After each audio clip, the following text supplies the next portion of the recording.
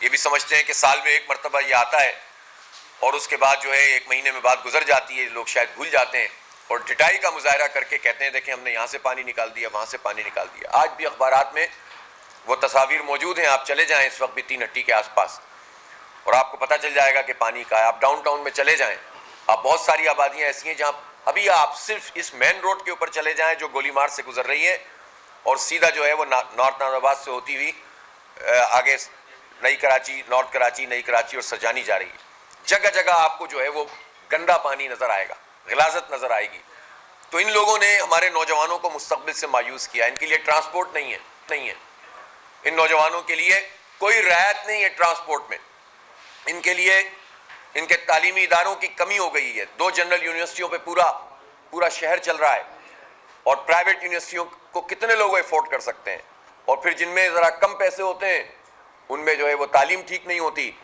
तो इस तरह की सूरत हाल से जब एजुकेशन आप ठीक नहीं देंगे, जब आप मुलाजमतें नहीं देंगे, जब आप इंफ्रास्ट्रक्चर नहीं देंगे, जब आप ट्रांसपोर्ट नहीं देंगे, तो जाहिर सी बात है लोग मायूस होंगे। लेकिन क्या हम अपने नौजवानों को इस सकते हैं?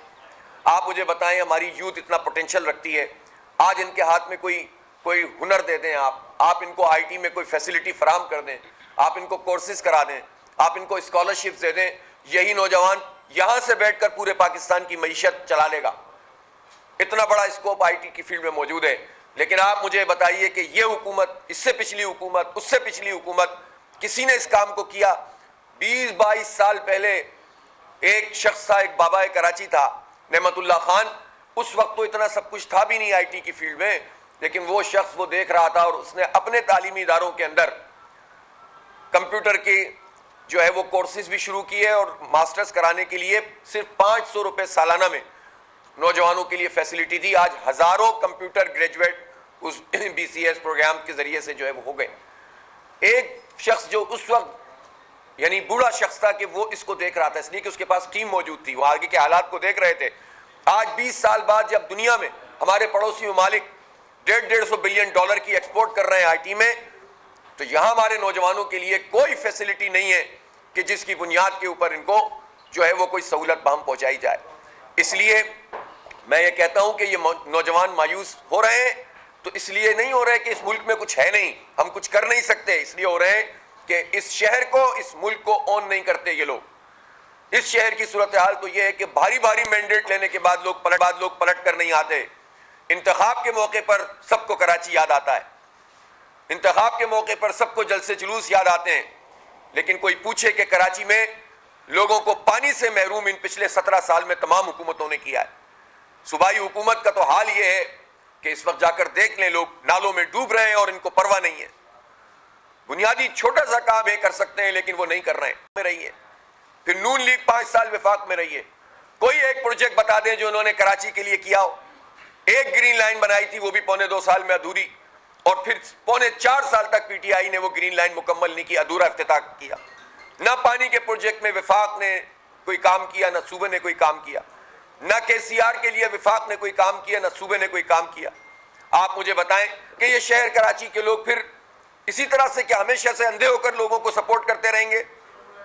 मैं समझता हूं कि वो राइट टाइम है इस वक्त कि कराची के नौजवान, खास तौर पर कराची की हमारी माएं बहनें इस बात को रियलाइज करें कि चिंची के धक्के हमारी किस्मत नहीं है, या मोटरसाइकिल पे बरसती मौसम में क्यों वो खानदान जा रहा था वहां पर जबकि पता था कि बारिश हो सकती है। इसलिए कि कोई इज्जत वाली ट्रांसपोर्ट हमारी माओ बहनों के लिए, हमारे जवानों बुजुर्गों के लिए इस शहर में मौजूद नहीं है।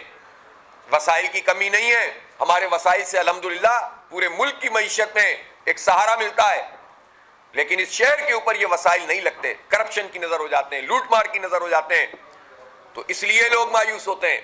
मैं कराची के लोगों से दरख्वास्त करता हूं कि आप इस 24 जुलाई को अपनी उम्मीद का आगाज करें। आप इस 24 जुलाई को अपने बच्चों के मुस्तकबिल का आगाज करें।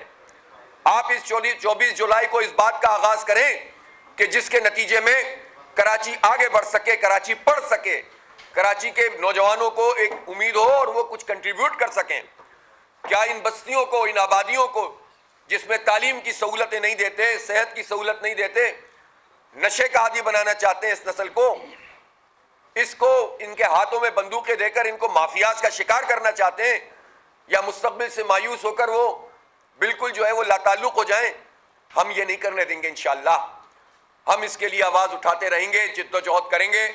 और 24 जुलाई को मैं शहर कराची के लोगों से अपील करता हूं कि वो जमात इस्लामी पर एतमाद करें, वो तराजू निशान पर मोहर लगाएं। आपका ये वोट इंशाअल्लाह ताला इस शहर में जमात इस्लामी का मेयर लाएगा। और अब इस बात पर सबका इत्तेफाक हो रहा है कि अगर कराची दोबारा से तामीर और तरक्की की तरफ चल सकता है तो वो सिर्फ जमात इस्लामी का मेयर, जमात इस्लामी की ऑर्गेनाइजेशन, जमात इस्लामी की टीम, उसका डिसिप्लिन, एक बेहतरीन तरीके से शहर की चीज़ों को लेकर आगे बढ़ना और उसमें खिदमत का काम करना, यही एक रास्ता मौजूद है। इसलिए अगर आप चाहते हैं कि जमात इस्लामी का मेयर दोबारा आए, इसलिए आप ये चाहते हैं कि नेमतुल्लाह खान ने जहां तरक्की का सफर छोड़ा था वहीं से हम आगाज करें, तो मेरी आपसे रिक्वेस्ट है कि आप वोट दें जमात इस्लामी को, तराजू को, और जहां चेयरमैन आपके खड़े हुए हैं उन चेयरमैन को वोट देंगे तो वो मेयर मुंतखब करेंगे। ये वोट जाहिर है आप कह सकते हैं कि हाफिज साहब अपने लिए मांग रहे हैं, अपनी पार्टी के लिए मांग रहे हैं, लेकिन आप भी इस बात को जानते हैं कि जमात इस्लामी में जिन लोगों पर लोग एतमाद करते हैं, कभी जमात का मेयर बनता है, जमात इस्लामी के टाउन नाजिम या जमात इस्लामी के यूसी के चेयरमैन बनते हैं, तो आप मुझे बताएं कि क्या ये अपनी जेब में पैसे डालते हैं? मैं पूरे शहर के लोगों से सवाल करता हूं कि नेमतुल्लाह खान साहब ने 4 साल में 40 साल के बराबर काम किया, कितनी सड़कें बनाई, कितने फ्लाईओवर बनाए, 32 कॉलेज बनाए, दिल का अस्पताल फेडरल एरिया में बना दिया KIHD, उन्होंने जो है वो मॉडल पार्क बनाए। एक पाई की करप्शन का कोई इल्जाम लगाने की जुर्रत भी नहीं करता अल्हम्दुलिल्लाह। इल्जाम तो दूर की बात है, सोच नहीं सकते कि लोग नेमतुल्लाह खान के ऊपर कोई इल्जाम लगाएं। जमात इस्लामी को अल्लाह ताला ने वो टीम दी है, ईमानदार टीम और कैपेबल टीम। सिर्फ ईमानदारी से भी मसला हल नहीं होता। हम जानते हैं इस शहर को, इसकी प्रॉब्लम्स को, हम जानते हैं कि कौन सी चीजें लॉन्ग टर्म करने की हैं, कौन सी चीजें फौरी तौर पर करने की हैं। तो मैं कराची के लोगों से ये कहता हूं कि हम अपने लिए भी अगर ये कह रहे हैं कि हमें वोट दें, तो ये वोट कराची का वोट है। ये वोट जमात इस्लामी और तराजू पे नहीं होगा, ये वोट कराची के लिए होगा इंशाअल्लाह ताला। कराची के 3 करोड़ लोगों के लिए होगा, हमारी यूथ के मुस्तकबिल के लिए होगा, उनकी तालीम के लिए, उनकी जॉब्स के लिए होगा इंशाअल्लाह, उनको आगे बढ़ाने के लिए होगा। ये शहर फिर से इंशाअल्लाह आगे बढ़ेगा और पाकिस्तान में अपना लोहा मनवाएगा। पूरी दुनिया इस शहर को इंशाअल्लाह ताला देखेगी और कहेगी कि हाँ वाकई अपनी असल की तरफ लौट आया है। हमने 22 तारीख को फैसला किया है कि 22 जुलाई को शाहराह कायदीन पर एक बहुत बड़ा हक दो कराची मार्च करेंगे। ये मार्च कराची के हक की आवाज़ है, जो तहरीक हमारी मुसलसल चल रही है कराची के हक और इख्तियार की, उसके लिए होगा। और ये मार्च इसलिए भी होगा कि हम लोगों को बताना चाहते हैं कि बल्दियाती इंतखाब कराची के इख्तियार।